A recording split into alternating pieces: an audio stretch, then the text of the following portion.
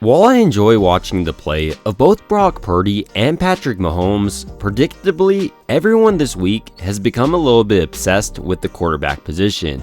And I get it, it's an important position.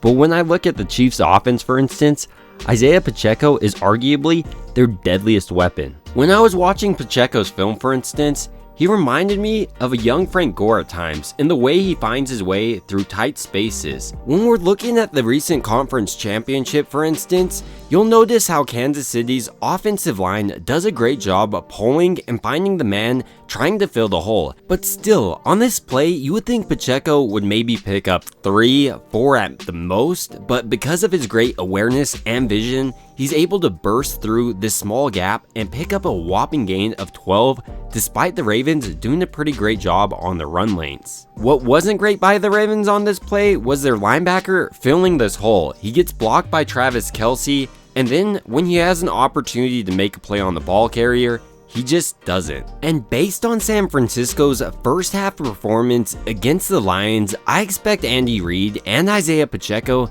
to try to test this defense early on.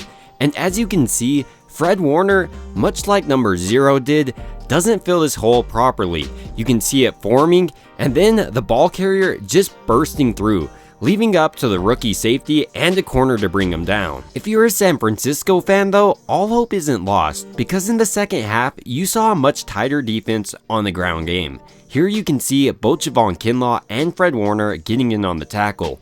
But more specifically, I love how Fred Warner fills this hole. It's not all sunshine and rainbows though for San Francisco. On this play, Gibbs is able to get to the outside on San Francisco's defense and then outruns the rookie safety. And when you're watching Kansas City's offense, Pacheco works extremely well alongside Mahomes. Everyone hyper focuses on Mahomes, then before you know it, you're getting punched in the face by Isaiah Pacheco. He's right around 220 pounds, but he also has the speed of a lighter back, running his 40-yard dash in 4.37 seconds. And I think this is a perfect way to challenge San Francisco's defense. In this game, they gave up the edge way too often in the first half against the Lions. When you're watching this touchdown to Williams, for instance, Nick Bosa doesn't do a great job of setting the edge, and then the rest is history. San Francisco doesn't have the speed on the defensive side of the ball to catch up to Williams, and it's a 42-yard touchdown. And even though I highlighted Jair Brown on this play, I also didn't think Randy Gregory did a great job of setting the edge. And while Chase Young has been getting a lot of hate, I also think Randy Gregory isn't that much better of an option.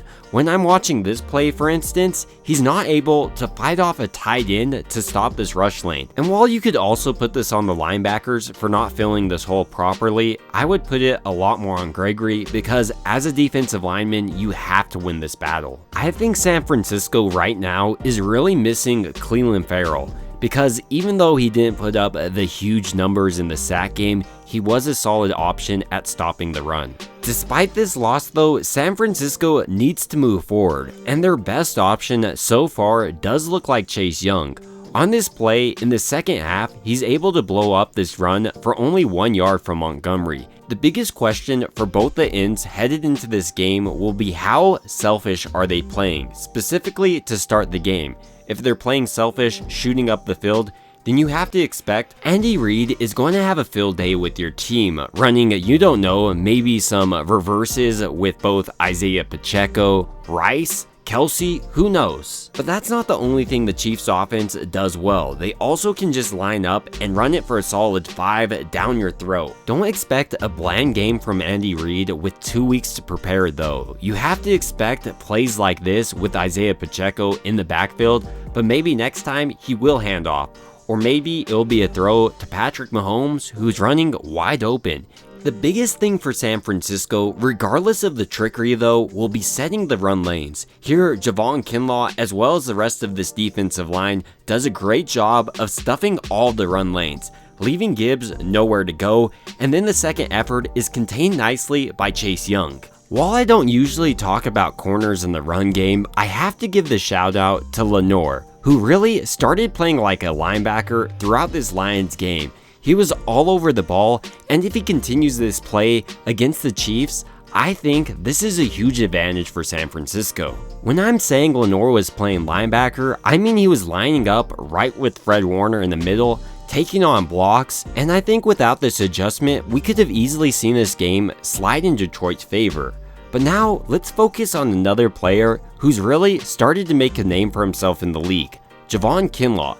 His career's been hampered by injury, but this year, he's looked great against the pass, and also at times, he looks dominant in the run game. If he's able to put a solid performance against the Chiefs, he's looking at a massive contract. So while I know a guy like Javon Kinlaw isn't going to be the Super Bowl MVP, I do think the running game and the ability or lack thereof of both of these teams to stop it will be a big deciding force in this game. But ultimately, these are just my thoughts, and I'd like to hear your thoughts down below. It would also mean a ton to me if you liked and subscribed, and as always, I hope you guys have a great rest of your day.